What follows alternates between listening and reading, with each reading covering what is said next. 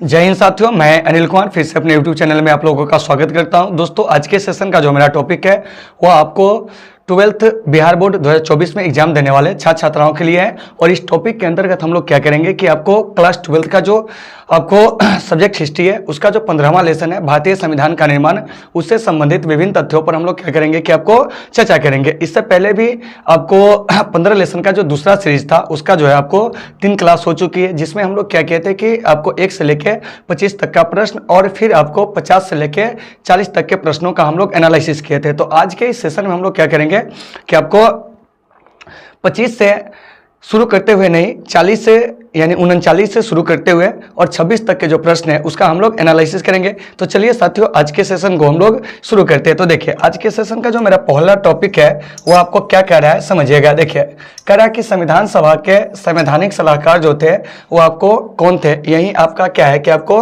प्रश्न है। देखिए, प्रश्न को अच्छे से समझिएगा। सबसे पहले क्या पूछा जा रहा है इसे समझिए। देखिए, क्या कह रहा है कि संविधान सभा के संवैधानिक सलाहकार जो थे वो आपको कौन थे। ऑप्शन ए कह रहा है आपको के Munshi, option B BN Rao, उसके बाद है आपको शरद चंद्र बोस और ऑप्शन डी कह रहा है रफी अहमद किदवई। तो देखिए, संविधान सभा के जो संवैधानिक सलाहकार थे वह आपको BN राव थे। कौन थे? BN राव थे। तो इन चीजों को आपको अच्छे से याद रखना है। तो BN राव को क्या हुआ था कि संविधान सभा द्वारा 11 दिसंबर 1946 को क्या हुआ था कि आपको संवैधानिक सलाहकार जो था वो आपको चुना गया था। और एक चीज और याद रखिएगा, इस 11 दिसंबर के दिन ही क्या हुआ था कि आपको डॉक्टर राजेंद्र प्रसाद को, किसको? डॉक्टर राजेंद्र प्रसाद को संविधान सभा का क्या था कि आपको अस्थाई अध्यक्ष जो था वो आपको चुना गया था। तो इन सभी चीज़ों को आपको अच्छे से याद रखना है। तो कभी कभी क्वेश्चन पूछ लिया जाएगा कि संविधान सभा के जो अस्थाई अध्यक्ष थे वो आपको कौन थे। तो साथियों, संविधान सभा के जो अस्थाई अध्यक्ष थे डॉक्टर राजेंद्र प्रसाद, और इनको कब चुना गया था तो याद रखिएगा 11 दिसंबर 1946 को। और इसी दिन क्या हुआ था कि आपको BN राव को भी संविधान सभा के क्या था कि आपको संवैधानिक सलाहकार जो था वो आपको चुना गया था। तो यहाँ से बहुत सारे प्रश्न जो होंगे वो आपसे पूछे जाएंगे। जैसे क्या पूछा जाएगा तो संविधान सभा के आपको जो प्रथम बैठक हुई थी उस बैठक की अध्यक्षता कौन किए थे। तो देखिए, तो संविधान सभा के क्या है, सभा के जो आपको पहली बैठक हुई थी, क्या हुई थी? पहली बैठक। तो इस पहली बैठक की अध्यक्षता करने वाले जो व्यक्ति थे वो आपको डॉक्टर सच्चिदानंद सिन्हा थे। कौन थे? डॉक्टर सच्चिदानंद सिन्हा। तो इन चीज़ों को भी आपको अच्छे से याद रखना है। तो ये संविधान सभा के क्या थे कि आपको संवैधानिक जो थे वो आपको सलाहकार थे। तो इन चीज़ों को भी साथियों आपको अच्छे से याद रखना है कि अगर संविधान सभा के संवैधानिक सलाहकार पूछेंगे BN राव, संविधान सभा के अस्थायी अध्यक्ष पूछेंगे डॉक्टर राजेंद्र प्रसाद, कब चुना गया था? 11 दिसंबर 1946 को। फिर यहाँ से पूछा जाएगा कि संविधान सभा की जो पहली बैठक हुई थी उस पहली बैठक की अध्यक्षता जो किए थे कौन किए थे? डॉक्टर सच्चिदानंद सिन्हा। तो पहली बैठक हुई कब थी? 9 दिसंबर 1946 को। तो इन चीज़ों को साथियों आपको अच्छे से याद रखना है। तो ये जो आप देख रहे हैं 39 नंबर प्रश्न, इसका सही आंसर जो हो जाएगा वो आपको बी हो जाएगा, BN राव, यानी बेनेगल नरसिंहा राव। इन्हीं का पूरा क्या है कि आपको नाम है। और के मुंशी जो कि आपको इनके बारे में याद रखिएगा कि ये आपको कन्हैयालाल मुंशी और ये प्रारूप समिति के क्या थे कि आपको एक सदस्य थे। तो साथियों, इन सभी चीज़ों को आपको अच्छे से याद रखना है। चलिए अब हम लोग चलते हैं अगले प्रश्न की ओर। देखिए, अगला प्रश्न हमारा क्या कह रहा है, इस पर हम लोग चर्चा करेंगे। देखिए, कह रहा है कि संविधान सभा के प्रतिनिधि जो थे वो आपको कैसे थे, यह पूछा जा रहा है। मतलब कि संविधान सभा में जो प्रतिनिधि थे वो आपको कैसे आए थे चुनकर, यह आपसे क्या है कि पूछा जा रहा है। ठीक है ना। देखिए, सभी लोगों को दिखते होंगे। देखिए क्या कह रहा है कि संविधान सभा के प्रतिनिधि थे। ऑप्शन एक कह रहा है जनता द्वारा प्रत्यक्ष निर्वाचित, जो कि आपको यह गलत है, क्योंकि जनता द्वारा प्रत्यक्ष रूप से निर्वाचित होकर नहीं आए थे। जनता द्वारा अप्रत्यक्ष निर्वाचित, यह आपको क्या जानते हैं सही है। क्या है? सही है। तो सबसे पहले जान लीजिए कि आपको आखिरकार संविधान सभा का जो गठन हुआ था वो आपको कब हुआ था। तो देखिए, तो संविधान सभा का गठन जुलाई अगस्त, क्या कहेंगे, जुलाई अगस्त 1946 में संविधान सभा का क्या हुआ था कि आपको गठन हुआ था। तो इस संविधान सभा में टोटल आपको 389 सदस्य जो थे वो आपको क्या किए गए थे कि आपको निश्चित किए गए थे। मतलब जो कैबिनेट मिशन योजना के आधार पर जो संविधान सभा गठित हुआ था हम उसकी बात कर रहे हैं। ठीक है ना। तो इसमें क्या था कि आपको सदस्यों को जो होता है वो आपको कहाँ कहाँ से कैसे आना था यह समझिए। तो देखिए, तो दूसरे 92 सदस्य जो है वो आपको क्या था कि 11 ब्रिटिश प्रांत से आने थे, 4 सदस्य जो था वो आपको चीफ कमिश्नरी क्षेत्र से आना था और 93 सदस्य जो था वो आपको देशी रियासतों से आना था। तो देखिए देखिए तो ये जो देख रहे हैं 292 आप प्लस 4 यानी कि टोटल कितना हो गया 296। तो इस 296 सदस्य का क्या होना था जानते हैं कि आपको निर्वाचन होना था। तो निर्वाचन कैसे है, तो आपको अप्रत्यक्ष रूप से, कैसे है, अप्रत्यक्ष रूप से इनका क्या होना था जानते हैं कि आपको निर्वाचन होना था। किसका, तो ये आपको 292 प्लस 4 यानी कि 296, अर्थात इसमें प्रांतों की जो विधानसभा के लोग थे वो केवल क्या किए थे कि आपको वोट देते और उसी के द्वारा आपको चुना जाना था। बाकी इधर जो 93 सदस्य देख रहे हैं इनका जो था वो आपको मनोनयन होना था। क्या होना था, मनोनयन होना था। तो यहाँ से एक बात पूछा जाएगा कि हमारी संविधान सभा की प्रकृति कैसी थी, तो हम कहेंगे आपको आंशिक रूप से निर्वाचित और आंशिक रूप से मनोनीत, मतलब दोनों था। क्या था, दोनों था, क्योंकि 296 सदस्यों का जो था वो आपको चुनाव होना था और इधर जो आप देख रहे हैं 93 सदस्य उसका क्या होना था कि आपको मनोनयन होना था। तो वही कह रहा है कि संविधान सभा के प्रतिनिधि जो थे वो आपको क्या थे, तो जनता द्वारा अप्रत्यक्ष रूप से क्या थे, निर्वाचित थे। तो इसका ऑप्शन नंबर जो हो जाएगा आपको 20 साथियों वो क्या हो जाएगा कि आपको सही हो जाएगा। तो ये जो 38 नंबर प्रश्न देख रहे हैं इसका सही आंसर जो हो जाएगा वो आपको बी हो जाएगा। चलिए आगे चलते हैं। अगला प्रश्न क्या कर रहा है, नहीं समझ में आए तो आप लोग बोलेंगे, ठीक है ना। देखिए क्या कर रहा है कि संविधान सभा का चुनाव जो है निम्न में से किस आधार पर हुआ था। देखिए क्या कर रहा है कि संविधान सभा का जो चुनाव है वह निम्न में से किस आधार पर हुआ था, यही प्रश्न आपसे पूछा जा रहा है, ठीक है ना। तो क्या कर रहा है, ऑप्शन है समान अधिकार, ठीक है ना। उसके बाद करा है सर्व मताधिकार, सीमित मताधिकार, वर्गीय मताधिकार। तो इसका सही आंसर हो जाएगा डी, वर्गीय मताधिकार। क्या है, वर्गीय मताधिकार। क्योंकि आपको क्या है कि संविधान सभा में क्या था कि आपको जनता के द्वारा जो था आपको अप्रत्यक्ष रूप से सदस्यों को चुनकर आना था और एक सदस्य जो था वो आपको 10 लाख की जनसंख्या पर क्या है कि चुनकर आना था। तो जिन प्रांत की जितनी जनसंख्या थी उससे उस हिसाब से क्या था कि सीट जो था वो आपको अलॉट किया गया था। फिर यहाँ से एक चीज आया आपको सर्व मताधिकार। तो देखिए तो उस समय सभी लोगों को वोट देने का अधिकार नहीं था, मात्र उस समय हमारे देश की 10% जनता जो थी वही आपको क्या किया था कि आपको वोट दिया था। तो अगर आपसे प्रश्न पूछा जाएगा कि संविधान सभा का जो चुनाव है निम्न में से किस आधार पर हुआ था, तो आप क्या कहोगे, वर्गीय मताधिकार, यानी कि ऑप्शन नंबर डी जो है वो आपको सही होगा। क्या होगा, सही होगा। तो इन चीजों को भी आपको अच्छे से याद रखना है। फिर यहाँ से प्रश्न है कि संविधान सभा का गठन कब हुआ था। तो साथियों संविधान सभा का गठन जो है वो आपको जुलाई अगस्त 1946 में हुआ था। कितने में हुआ था, जुलाई अगस्त 1946 में संविधान सभा का क्या हुआ था कि आपको गठन हुआ था, ठीक है ना। और यह संविधान सभा का गठन जो है वो आपको कैबिनेट मिशन, क्या कहेंगे, कैबिनेट मिशन योजना के आधार पर हुआ था। किसके आधार पर हुआ था, कैबिनेट मिशन योजना के आधार पर। तो अगर मैं आपसे क्वेश्चन पूछूं कि बताइए कि ये जो कैबिनेट मिशन योजना है इसी कैबिनेट मिशन योजना के आधार पर संविधान सभा का क्या होता है कि आपको गठन होता है। तो यहाँ से एक प्रश्न आ गया कैबिनेट मिशन योजना भारत कब आया था।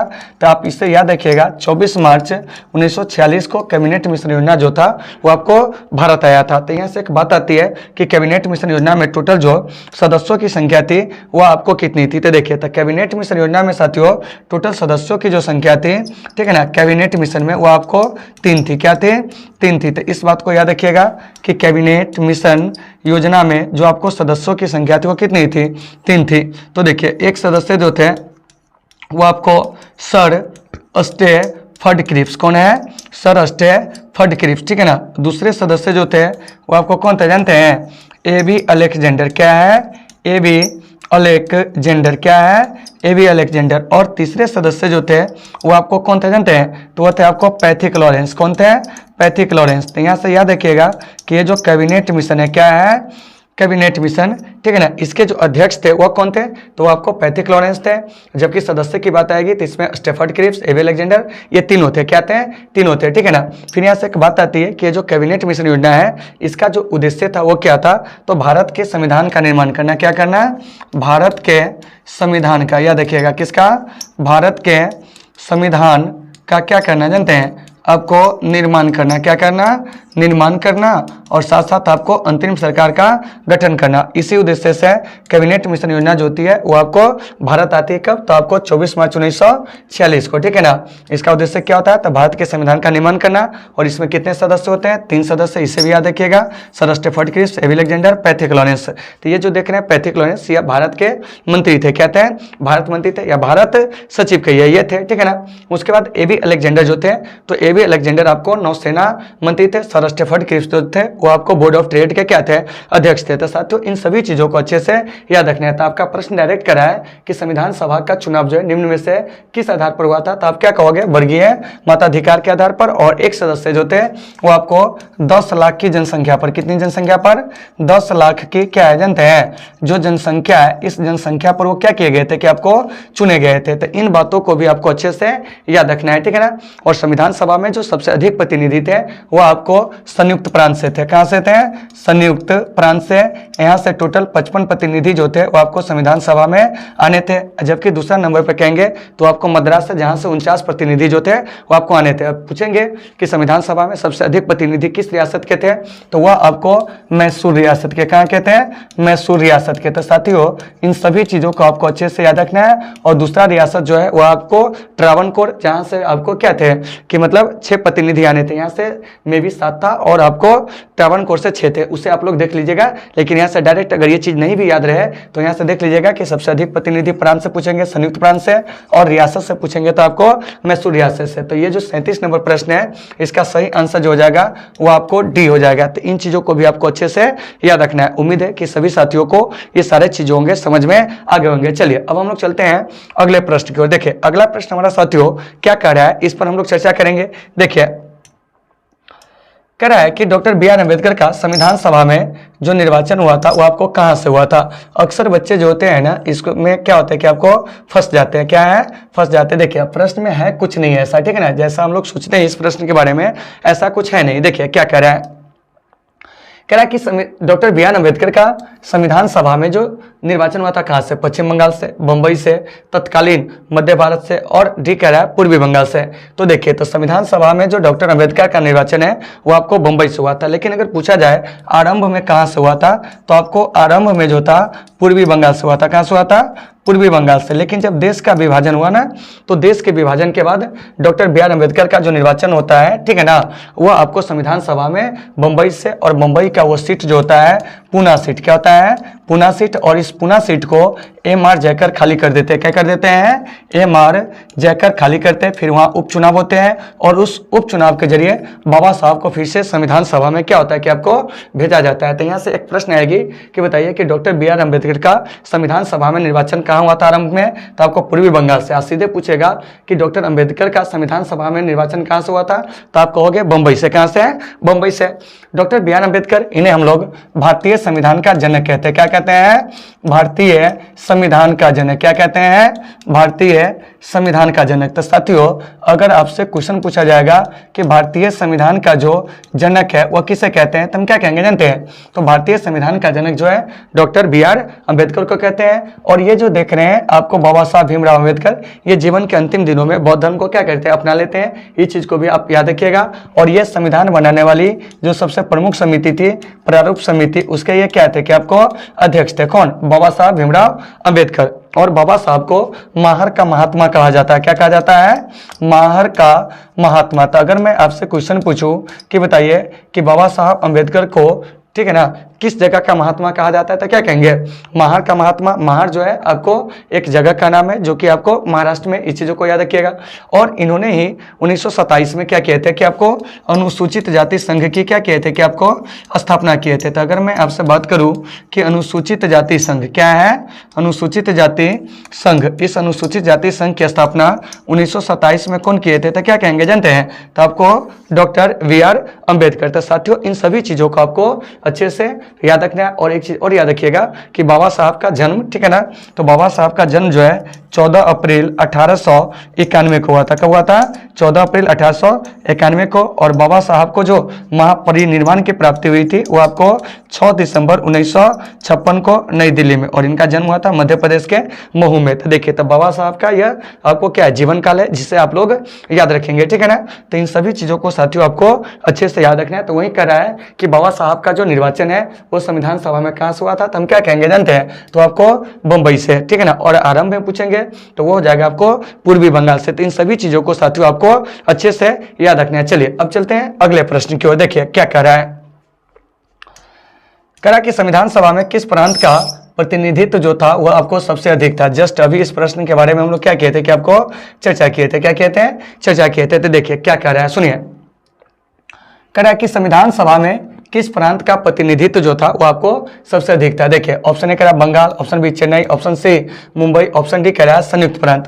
तो आपका सही आंसर जो हो जाएगा वो आपको संयुक्त प्रांत। बताए थे कि संयुक्त प्रांत से संविधान सभा में 55 आपको प्रतिनिधि थे। वहीं अगर मद्रास की बात किया जाए तो दूसरा सबसे अधिक यहाँ से था 49। क्या था, 49। तो ये जो 35 नंबर प्रश्न देख रहे हैं इसका सही आंसर साथियों आपको डी हो जाएगा। और रियासत में पूछेंगे तो अभी थोड़ा देर पहले बताए थे कि रियासत में मैसूर रियासत, क्या है, मैसूर रियासत से सबसे अधिक प्रतिनिधि जो थे वो आपको संविधान सभा में थे 7। कितने थे, 7 थे। इन चीजों को भी आपको अच्छे से क्या करना है, याद रखना है। तो फिर यहाँ से एक प्रश्न और पूछे जाते हैं, क्या होते हैं, एक प्रश्न और पूछे जाते हैं कि जो संविधान सभा है, क्या है, संविधान सभा है, इसका स्वरूप कैसा था।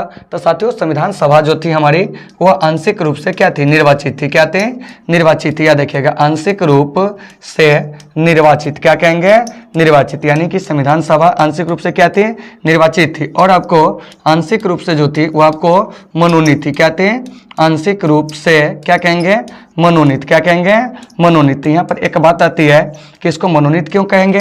तो देखिए 93 को देशी रियासत के सदस्यों का क्या होना था, मनोनयन होना था। और दूसरा 96 सीटों पर क्या होना था कि आपको जनता द्वारा अप्रत्यक्ष रूप से चुनाव होना था। इसीलिए हम लोग संविधान सभा के अगर स्वरूप की बात करेंगे तो वह आपको कैसा था जानते हैं, तो वह आपको आंशिक रूप से निर्वाचित था और आंशिक रूप से क्या था कि आपको मनोनीत था। तो इन चीजों को साथियों आपको अच्छे से याद रखना है। यहाँ से प्रश्न आपका क्या रहा है कि संविधान सभा में सबसे अधिक प्रतिनिधि जो थे वो किस प्रांत से थे। तो आपका आंसर संयुक्त प्रांत से हो जाएगा। संयुक्त प्रांत अभी के उत्तर प्रदेश और आपको उत्तराखंड, ठीक है, समझिए, ठीक है ना। और दूसरा जो है आपको मद्रास, जहां से आपको 49 सदस्य क्या थे कि आपको होने थे। तो इन सभी चीजों को साथियों आपको अच्छे से क्या करना है, याद रखना है। तो उम्मीद है कि आपको ये सारे चीज होंगे समझ में आ गए होंगे। चलिए अब हम लोग चलते हैं अगले प्रश्न की। देखिए अगला प्रश्न हमारा क्या कर रहा है, इस पर हम लोग चर्चा करेंगे। देखिए कह रहा है कि 11 दिसंबर 1946 को किसे संविधान सभा का अस्थायी अध्यक्ष जो था वो आपको चुना गया था। देखिए कब कर रहा है कि 11 दिसंबर 1946 को संविधान सभा का अस्थायी अध्यक्ष जो है वो आपको किसे चुना गया था, यही प्रश्न कर रहा है। देखिए ऑप्शन ए करा Pandit Jawaharlal Nehru, option B doctor Rajendra Prasad, option C doctor B R Ambedkar, option D K M Munshi. तो इसका सही आंसर हो जाएगा आपको डॉक्टर राजेंद्र प्रसाद, क्योंकि आप सबों को पता है कि डॉक्टर राजेंद्र प्रसाद को संविधान सभा का अस्थायी अध्यक्ष जो है वो आपको जो चुना गया था 11 दिसंबर 1946 को। तो यहाँ से राजेंद्र प्रसाद से क्या क्या क्वेश्चन पूछा जाएगा। तो देखिए तो सबसे पहले अगर आपसे पूछा जाए कि संविधान सभा के अध्यक्ष, क्या पूछा जाएगा, संविधान सभा के अध्यक्ष। देखिए क्या क्या क्वेश्चन पूछा जाएगा समझिएगा। यहाँ से डायरेक्ट संविधान सभा के अध्यक्ष पूछा जाएगा तो क्या कहेंगे, डॉक्टर आपको राजेंद्र प्रसाद, ठीक है ना। फिर यहाँ से एक चीज और पूछा जाएगा, संविधान सभा के अस्थायी अध्यक्ष, क्या पूछा जाएगा, संविधान सभा के अस्थायी अध्यक्ष, क्या पूछा जाएगा, संविधान सभा के अस्थायी अध्यक्ष। इसके बाद आपसे क्वेश्चन पूछा जाएगा अगला, क्या जानते हैं, तीसरा। तो देखिए तो तीसरा क्वेश्चन जो होगा वह आपसे यह पूछा जाएगा, क्या जानते हैं अगला। देखिए समझिए यहाँ पे संचालन समिति के अध्यक्ष, क्या पूछा जाएगा, संचालन समिति, क्या है, संचालन समिति के अध्यक्ष, क्या है, अध्यक्ष। तो इस सब का जो आंसर होगा ना साथियों वह आपको डॉक्टर राजेंद्र प्रसाद हो जाएगा। क्या हो जाएगा, डॉक्टर राजेंद्र प्रसाद। तो इन चीजों को आपको अच्छे से याद रखना होगा, ठीक है ना। देखिए और ये सब क्वेश्चन आपके एग्जाम में पूछे जाते हैं, इसलिए आप इस सब को बेहतर तरीके से क्या करेंगे कि आप याद रखेंगे। उसके बाद देखिए और भी ऑप्शन पे भी मतलब विचार करते हैं। तो देखिए पंडित जवाहरलाल नेहरू, इन्होंने 13 दिसंबर 1946 को, कितना को, 13 दिसंबर 1946 को संविधान सभा में क्या कहते कि आपको उद्देश्य प्रस्ताव किए थे। और यह देश के क्या थे जानते हैं कि आपको पहले आपको क्या बने थे जानते हैं, प्रधानमंत्री, क्या है, प्रधानमंत्री। इन चीजों को भी आपको याद रखना है। और देश के पहले ये विदेश मंत्री भी थे, क्या थे, विदेश मंत्री। तो साथियों इन सभी चीजों को आपको अच्छे से क्या करना है कि आपको याद रखना है। फिर देखिए आगे क्या कह रहा है अगला ऑप्शन। देखिए डॉक्टर बी आर अम्बेडकर, ये आपको प्रारूप समिति के क्या थे कि आपको अध्यक्ष थे। तो इन चीजों को भी आपको अच्छे से याद रखना है कि प्रारूप समिति के अध्यक्ष कौन थे, तो डॉक्टर बी आर अम्बेडकर, ठीक है ना। और प्रारूप समिति का जो गठन हुआ था वो आपको कब हुआ था? तो साथियों याद रखिएगा 29 अगस्त, ठीक है ना, 1947 को प्रारूप समिति का क्या हुआ था? गठन हुआ था। और प्रारूप समिति में टोटल जो सदस्य थे अध्यक्ष को लेकर वो आपको कितने थे? 7 थे। इसमें से एक सदस्य आपको के मुंशी भी थे। तो इन सभी चीजों को आपको अच्छे से क्या कहना है कि आपको याद रखना है, और जहां भी दिक्कत हो आप लोग साथियों कमेंट करके बताएंगे ताकि आपकी हर एक समस्या का हम समाधान कर सके। चलिए अब चलते हैं अगले प्रश्न की ओर। जो 33 नंबर हमारा प्रश्न है वो क्या कह रहा है, इस पर हम लोग चर्चा करेंगे। देखिए कह रहा है कि संविधान सभा का जो है पहला सत्र जो हुआ था वो आपको कब हुआ था? यह प्रश्न आपसे पूछा जा रहा है कि संविधान सभा का जो है वो आपको पहला सत्र जो है वो आपको कब हुआ था? यही प्रश्न जो है आपसे किया जा रहा है। तो देखिए यहाँ पे समझिए, एकदम आपको यह इजी क्वेश्चन है, ठीक है ना, इसे समझिएगा। कह रहा है कि संविधान सभा का पहला सत्र जो है आपको हुआ था कब? यह पूछा जा रहा है। ऑप्शन ए 16 अगस्त 1947 को, ऑप्शन बी आपको 26 जनवरी 1948 को, ऑप्शन सी 9 दिसंबर 1946 को, और डी कह रहा है 26 नवंबर 1946 को। तो साथियों संविधान सभा का जो पहला सत्र हुआ था ना वो आपको 9 दिसंबर 1946 को। तो देखिए संविधान सभा की आपको जो प्रारंभिक 3 बैठक है, क्या है? संविधान सभा की जो बैठकें है, क्या है? संविधान सभा की क्या कहेंगे जानते हैं? आपको बैठकें, क्या है? बैठकें। तो इस बैठक के बारे में आपको थोड़ा सा याद रखना है, प्रारंभिक 3 बैठक के बारे में। तो देखिए संविधान की अगर हम बैठकें कहेंगे, ठीक है ना, संविधान सभा की कहिए, ठीक है ना, तो संविधान सभा की जो प्रारंभिक 3 बैठक है उसमें कब कौन कौन बैठक हुआ था इसे जानिए। तो 3 को बैठक को आपको याद रखना है। देखिए कब कब हुआ था? तो पहली बैठक इसकी जो है 9 दिसंबर 1946 को हुआ था, इस चीज को आपको याद रखना है। दूसरी बैठक 11 दिसंबर 1946 को हुई थी, और तीसरी बैठक जो है साथियों वो आपको 13 दिसंबर 1946 को हुई थी। मतलब प्रारंभिक 3 बैठक की अगर हम बात करेंगे तब इसमें कुछ काम भी हुए थे। क्या हुए थे? कुछ काम भी हुए थे। देखिए क्या काम हुआ था इस पर भी हम लोग चर्चा करेंगे। तो देखिए तो 9 दिसंबर 1946 को संविधान सभा की जो बैठक हुई थी, इस बैठक के अध्यक्ष था डॉक्टर सच्चिदानंद सिन्हा ने किए थे। कौन कहते हैं? डॉक्टर सच्चिदानंद सिन्हा ने इस बैठक की क्या किए थे कि आपको अध्यक्षता किए थे। और संविधान सभा की जो प्रथम बैठक हुई थी साथियों, इस प्रथम बैठक में दूसरे 10 सदस्य जो थे आपको उपस्थित हुए थे, कहीं कहीं 211 भी मिलेंगे। 11 दिसंबर 1946 को संविधान सभा की क्या हुई थी कि आपको दूसरी बैठक हुई थी, और इस बैठक में क्या हुआ था जानते हैं कि डॉक्टर राजेंद्र प्रसाद जो थे आपको अस्थायी अध्यक्ष जो थे वो आपको चुने गए थे। तो याद रखिएगा डॉक्टर राजेंद्र प्रसाद को संविधान सभा का जो अस्थायी अध्यक्ष चुना गया था वो आपको दूसरी बैठक में। और इसी दिन जो था BN राव को, किनको? BN राव को संविधान सभा के संवैधानिक सलाहकार भी जो था वो आपको चुना गया था। 13 दिसंबर 1946 को क्या हुआ था कि आपको उद्देश्य प्रस्ताव, क्या है? उद्देश्य प्रस्ताव जो था आपको पेश किया गया था, किसके द्वारा? तो पंडित नेहरू के द्वारा। किसके द्वारा? पंडित नेहरू के द्वारा। तो इन चीजों को भी आपको अच्छे से याद रखना है। तो देखिए आरंभिक 3 बैठक जो है ना, उस 3 बैठक की कहानी को साथियों आपको अच्छे से क्या करना है कि याद रखना है, ठीक है ना। फिर यहाँ से पूछा जाएगा कि संविधान सभा की अंतिम बैठक कब हुई थी? तो यह आपको 24 जनवरी 1950 को संविधान सभा की अंतिम बैठक हुई थी। और इस पे क्या होता जानते हैं, मतलब कि इसमें दूसरे 84 सदस्य जो थे वो आपको उपस्थित हुए थे। और इसी दूसरे 84 सदस्यों ने क्या किया था जानते हैं कि आपको संविधान पर हस्ताक्षर किए थे। क्या कहते हैं? हस्ताक्षर किए थे। तो मतलब यह हुआ कि संविधान सभा के जो सदस्य हैं वो आपको अंतिम रूप से जो मिले थे, क्या हुए थे? अंतिम रूप से। वो कब जानते हैं? 24 जनवरी 1950 को। और संविधान पर कितने लोगों ने हस्ताक्षर किया था? दूसरे 84 लोगों ने हस्ताक्षर किया था। इन चीजों को याद रखना है। जब संविधान पर हस्ताक्षर हुए थे तो उस समय आपको संविधान सभा के अध्यक्ष कौन थे? तो कहेंगे डॉक्टर राजेंद्र प्रसाद। क्या कहेंगे?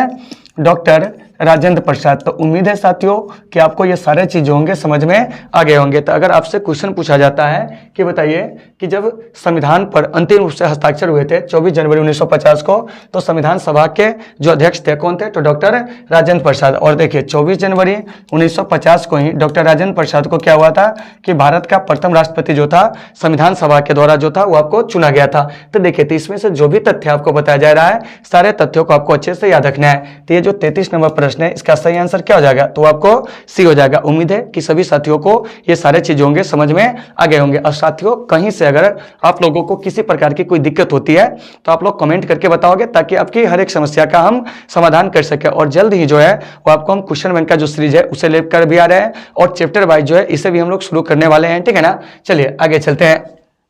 देखिए अगला प्रश्न जो है हमारा वो क्या कह रहा है, इस पर हम लोग चर्चा करेंगे। चलिए स्क्रॉल पहले कर लेने दीजिए मुझे।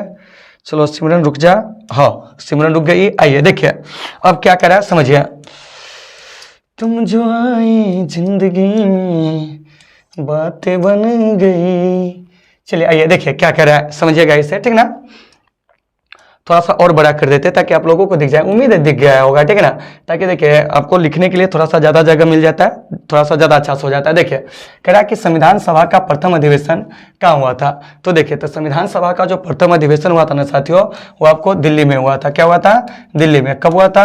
तो आपको 9 दिसंबर 1946 को। मतलब पूछ रहा है कि संविधान सभा की पहली बैठक कब हुई थी, तो 9 दिसंबर 1946 को कहाँ हुई थी? आपको दिल्ली के सेंट्रल हॉल में। तो इन चीजों को आपको अच्छे से याद रखना है। और इस प्रथम बैठक की अध्यक्षता कौन किए थे? तो डॉक्टर सच्चिदानंद सिन्हा। तो इन सभी चीजों को आपको अच्छे से याद रखना है। तो फ्रांसीसी परंपरा का अनुकरण करते हुए डॉक्टर सच्चिदानंद सिन्हा को संविधान सभा का क्या था जानते हैं?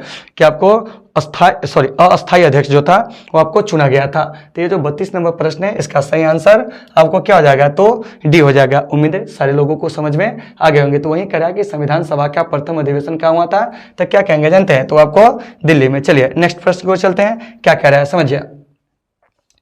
कह रहा है कि संविधान सभा के लिए चुनाव जो था वो आपको कब संपन्न हुए थे। तो देखिए तो संविधान सभा के लिए जो चुनाव संपन्न हुए थे ना साथियों, वो आपको कब हुए थे जानते हैं? तो वह आपको 1946 में। कब हुआ था? 1946 में। क्योंकि जुलाई अगस्त 1946 में, याद रखिएगा कितना में? जुलाई अगस्त 1946 में संविधान सभा का क्या हुआ था कि आपको गठन हुआ था। और इसके बाद क्या हुआ था कि आपको चुनाव हुआ था।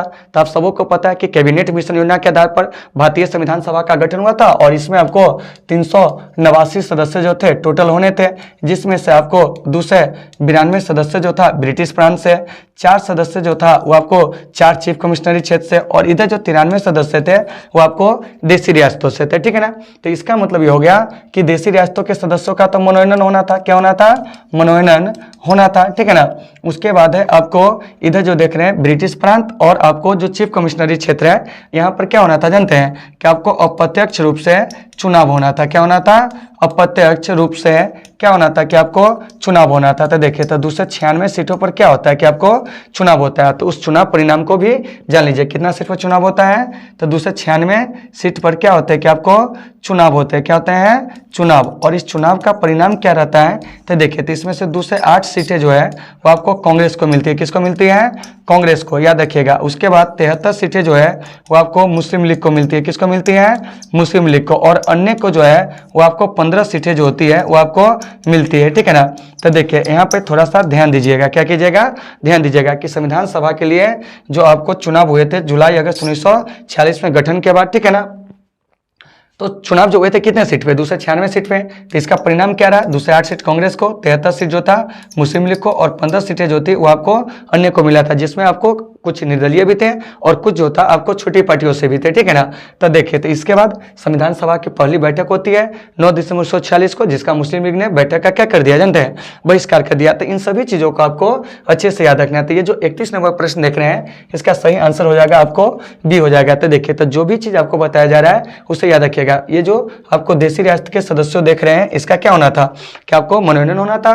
बाकी 296 सीट पर जो था वो आपको अप्रत्यक्ष रूप से क्या होना था कि आपको चुनाव होना था। और इनका चुनाव कौन करेंगे? तो आपको प्रांतों की विधानसभा के सदस्य क्या है? प्रांतों की जो विधानसभा थी, क्या थी?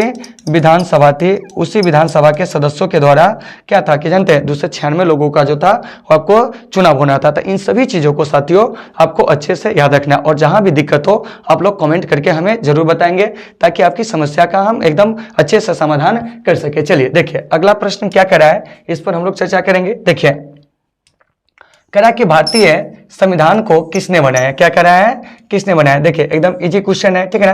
तो देखिए तो भारतीय संविधान को बनाने के लिए संविधान सभा का क्या हुआ था कि आपको गठन हुआ था। तो इसका मतलब हो जाएगा कि संविधान सभा ने इसे क्या किया था? बनाया था। तो 30 नंबर प्रश्न का सही आंसर हो जाएगा वो आपको ए हो जाएगा। क्या हो जाएगा? ए हो जाएगा। और इसी में पूछेंगे कि भारतीय संविधान का जनक क्या है? भारतीय संविधान का जनक किसे कहा जाता है? तो याद रखिएगा कि भारतीय संविधान का जो जनक है, क्या है? जनक है, वह आपको बाबा साहब भीमराव अंबेडकर को कहा जाता है। किनको कहा जाता है?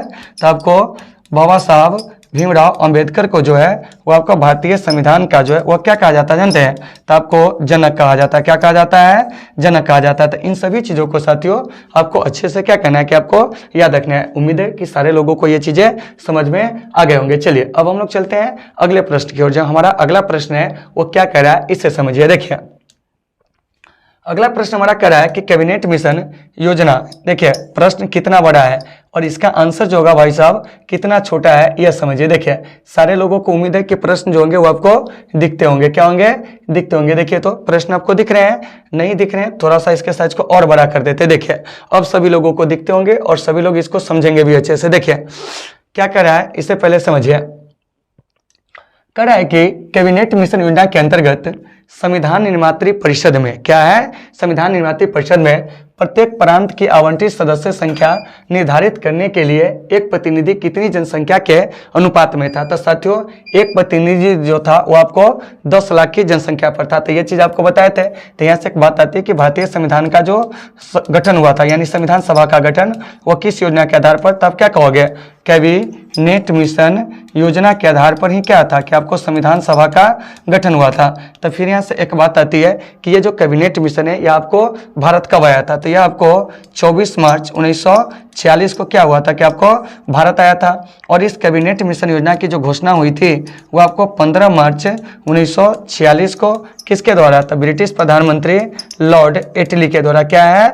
एटली के द्वारा। तो इन चीज़ों को याद रखिएगा। और ये जो कैबिनेट मिशन योजना है इसका उद्देश्य क्या था? तो इसका उद्देश्य था भारतीय संविधान का क्या करना है कि आपको निर्माण करना है। क्या करना है? भारतीय संविधान। क्या है? भारतीय संविधान का क्या करना है जानते हैं? आपको निर्माण करना है। क्या करना है? भारतीय संविधान का निर्माण करना। क्या करना है? निर्माण करना। ठीक है ना? याद रखिएगा भारतीय संविधान का निर्माण करना और आपको अंतरिम सरकार का गठन करना, यही कैबिनेट मिशन योजना का क्या था कि आपको उद्देश्य था। तो इन चीजों को आपको अच्छे से याद रखना है। तो वहीं आपको कैबिनेट मिशन योजना के आधार पर जो गठित संविधान सभा थी उसमें एक सदस्य जो थे आपको 10 लाख की क्या थी कि आपको जनसंख्या पर जो था वो आपको चुना जाना था। कैबिनेट मिशन योजना कब भारत आया था? 24 मार्च 1946 को। इसकी घोषणा लॉर्ड एटली ने कब किया था? 15 मार्च 1946 को। कैबिनेट मिशन योजना में टोटल सदस्य की संख्या अगर पूछा जाएगा कितने आए थे तो आप कहोगे क्या? 3। क्या कहोगे? 3। तो इन सभी चीजों को साथियों आपको अच्छे से क्या करना है कि आपको याद रखना है। तो ये जो देख रहे हैं 29 नंबर प्रश्न, इसका सही आंसर जो हो जाएगा वो आपको बी हो जाएगा। क्या हो जाएगा? बी हो जाएगा। चलिए अब हम लोग चलते हैं आगे अगले प्रश्न को। देखिए क्या कर रहा है अगला प्रश्न। नहीं समझ में आएगा आप हमें बताएंगे। देखिए क्या कह रहा है कि पुनर्गठित संविधान सभा में विभिन्न प्रांतों के लिए कितने प्रतिनिधि जो थे वो आपको थे। देखिए तो सबसे पहले जान लीजिए कि संविधान सभा का जो पुनर्गठन हुआ था वो आपको कब हुआ था। तो साथियों ये जो संविधान सभा है क्या है? संविधान सभा, ध्यान से समझिएगा। ठीक है ना? इसका जो पुनर्गठन हुआ था क्या हुआ था? पुनर्गठन भारत विभाजन के बाद। तो संविधान सभा का जो पुनर्गठन हुआ था वो आपको 31 अक्टूबर 1947 को कितना को हुआ था? 31 अक्टूबर 1947 को संविधान सभा का क्या हुआ था कि आपको पुनर्गठन हुआ था। तो इस पुनर्गठित संविधान सभा में ठीक है ना 299 सदस्य जो थे आपको होने थे। और इस 299 में से आपको 229 जो था वो आपको प्रांतों से होने थे। कहाँ से होने थे? प्रांतों से। और इधर जो आप देख रहे हैं 70 सदस्य वो आपको कहाँ से होने थे जानते हैं? तो आपको देशी रियासतों से। कहाँ से होने थे? देशी रियासतों से। अब देखिए अब आपका जो प्रश्न कर रहा है आपको क्या कर रहा है अब समझ में आएगा। ठीक है ना? देखिए कि पुनर्गठित संविधान सभा में जो टोटल सदस्य होने थे वो कितने होने थे? 299। कितना होना था? 299। ठीक है ना? और इस 299 में देखिए कि 229 प्रांतों से और 70 को जो है देशी रियासतों से। तो ये जो संविधान सभा हमारा पुनर्गठित कब हुआ था? 31 अक्टूबर 1947 को। तो अब देखिए आपका प्रश्न क्या कह रहा है कि पुनर्गठित संविधान सभा में विभिन्न प्रांतों के लिए कितने प्रतिनिधि थे? तो प्रांतों से हो जाएगा आपको 229। तो इसलिए इसका सही आंसर हो जाएगा ऑप्शन बी। क्या हो जाएगा? Option B. तो इन चीजों को आपको अच्छे से याद रखना है। और जो संविधान सभा जो हमारा गठित हुआ था कैबिनेट मिशन योजना के आधार पर उसमें टोटल 389 सदस्य होने थे, जिसमें से आपको 292 जो था 11 को प्रांत से, 4 चीफ कमिश्नरी क्षेत्र से और 93 देशी रियासतों के प्रतिनिधि थे। तो इस चीज को तो पहले भी हम पढ़ा चुके हैं। तो आप यहाँ से पुनर्गठित वाले को याद रखिएगा जो कि 31 अक्टूबर 1947 को जो संविधान सभा का पुनर्गठन हुआ था उसकी बात की जा रही है। ठीक है ना? तो ये जो 38 नंबर प्रश्न है इसका सही आंसर भी हो जाएगा। चलिए अगले प्रश्न को चलते हैं। अगला प्रश्न हमारा क्या कह रहा है इस पर हम लोग बात करेंगे। देखिए 27 नंबर प्रश्न हमारा क्या कह रहा है कि संविधान सभा ठीक है ना पुनर्गठित में देशी रियासतों के लिए ठीक है ना, कि आपको कितने प्रतिनिधि थे। देखिए पुनर्गठित में कह रहा है, क्या कह रहा है, पुनर्गठित में, ठीक है ना। तो इसके बारे में अभी बताए थे। देखिए तो इसका सही आंसर क्या हो जाएगा जानते हैं, देशी रियासतों के लिए 70, तो 27 का सही आंसर जो हो जाएगा क्या हो जाएगा, बी हो जाएगा। अभी इसके बारे में समझाएं। चलिए अब हम लोग चलते हैं आगे 26 नंबर पे। तो 26 नंबर क्या कह रहा है, देखिए क्योंकि 1 से लेकर 25 तक का हम पूरा एनालिसिस किए थे, 50 से लेकर 40 तक का एनालिसिस कर रहे थे, ठीक है ना। तो अब जो है यह आपको लास्ट है, क्या है, लास्ट है आज के सेशन का यह प्रश्न। देखिए क्या कह रहा है,